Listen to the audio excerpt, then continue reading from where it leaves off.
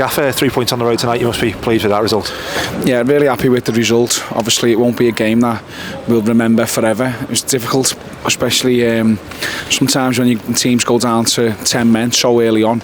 It becomes easy because the pitch can be open and you get more space. But quite often in these types of places on tight pitches, that can sometimes be harder to play against because they don't have to come out of this shape and there's no space. But credit to our lads, we found a way to win the game, and that's all that's important. They went down to 10 men. They can't have any complaints about that, I suppose. Is Ethan okay as well after that tackle? Yeah, Ethan's fine. It did look as though it was a little bit reckless. It looked like it was over the top of the ball for me, so I don't think the referee had too many didn't take too long either to make his decision.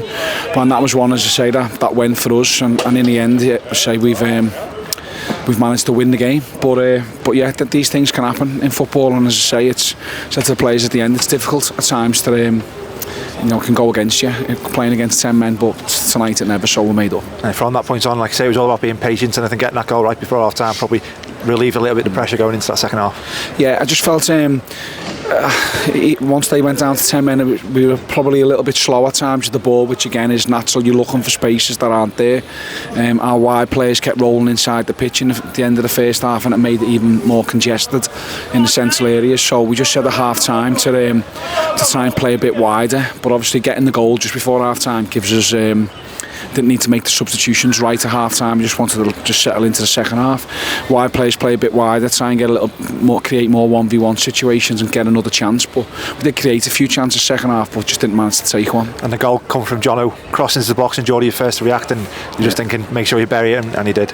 Yeah, it was good finish in the end. As I say, Geordie had a similar chance actually a couple of weeks ago, didn't he, at home against Bradford, was it? So, but yeah, and shows the importance of putting crosses in the box, like especially when teams are camped in front of the goal. You can't just play your way in. Sometimes you've got to put it in there. I think it was a bit of a ricochet and a deflection that falls for Geordie. It's not a perfect cross, but it's one that gets us a goal and ultimately wins us the game. So pleased. Second half, like I say, we were pushing for that second goal. We had a few chances, but must be difficult to manage when you don't want to leave yourself too open, even though they have got 10 men, but you always want to get that second goal as well. Yeah, it was probably only the last 3 or 4 minutes, probably the last 5 minutes, I'd say, where we said protect what we've got a little bit and not commit too many bodies forward. We kept pushing to get the second goal because I felt that we might have needed it, because I say against the team who are good from long throws, they're good from set pieces, hit a lot of balls into your box. You don't want to give any mistakes, but I think our players deserve credit for that in the second half. We didn't give too many fouls away. I think Tolley gave one away in our own half, and he had a couple of throw-ins, but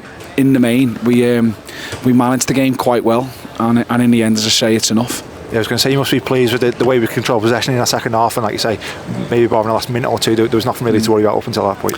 No, and while it's only 1-0, there's going to be a spell of pressure where the opposition will get a throw in, get a free kick, and the goalkeeper come up and kicked one into the box, and there's always going to be a spell like that, and they're always in the game. But as I say, I thought we managed it reasonably well, and yeah, I just wish we'd have got the second goal, because it would have calmed everyone down a little bit, but it wasn't to be. 3 points is all that matters. Another clean sheet which keeps that tally moving, and it's 3 points on the board. And you mentioned on Saturday this group have always found a way to bounce back from disappointing results, and they managed to do that again. That's a really good trait to have, isn't it? Yeah, it is, and I say the players were disappointed with Saturday, obviously, with the way we played and the results. So we spoke a lot Monday, spoke before the game about responding. Good teams find a way to bounce back, and these lads don't question the character. They've done it every time we've lost this season. They've won the very next game, so that's good. But now what's the focus is try and win the one after. Put back-to-back wins together. We've got a big game at home now against Exeter, and we want to try and win that to keep us going in the right direction. Just finally, the fans and players and yourself enjoying that win at the end together. Those really important moments, aren't they? Obviously not a classic tonight, but 3 points in the bag, and that's all that matters. Yeah, not a classic, but no one will care. It's another away victory as well. It's been, obviously everyone keeps speaking about you haven't won enough games away from home, so it's good for that. The fans can drive home today happy. We're all 3 points in the bag instead of just one, and yeah, it keeps us moving in the right direction. It was nice to celebrate. I done the R3 fist pumps, which I never do because it's cringy, but I did it tonight for them, so there you go, on to the next one.